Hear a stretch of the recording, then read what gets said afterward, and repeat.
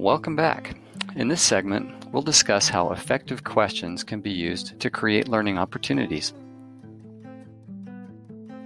As a clinical instructor, you likely already have an appreciation for the value of well-placed, thoughtful questions in stimulating critical thinking with your students. This is often how we motivate students to reflect on their performance and set goals for improvement. When we have a student team to supervise, it's also important for those students to reflect on their peer learning process in addition to their own individual learning experience. This will help them get the most out of their time working as a team. So for the rest of this segment, we're going to talk about the crucial moments when we should be asking guiding questions of our student teams, such as at orientation, during and after observations, after a peer learning experience, and at the end of the day or the week. Leading authors on this topic suggest that at our orientation, we should encourage our students to ask questions that will help them become familiar with the team environment, team members that they should know about or know well, expectations, and roles. Since adults learn best when they can relate the information to their own experience, we should also help our students appreciate and apply any previous experiences that they may have had with collaborative learning by asking them how they might apply those experiences to their current peer team interactions. Another crucial time for effective questioning is during and after students observe the CI or each other in patient interactions. Try to do this as soon as possible after the event so that their observations will be fresh in their minds and they'll be better able to answer your guiding questions.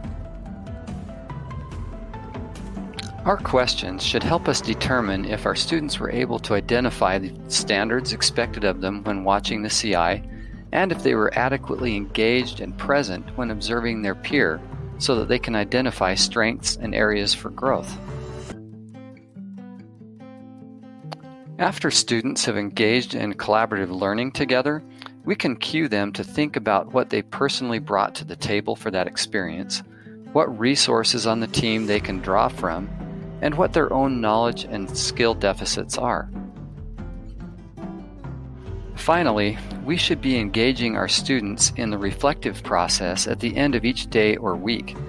This is known as reflection on action, and it helps students apply their lessons learned for improving their own performance and the performance of their peer team.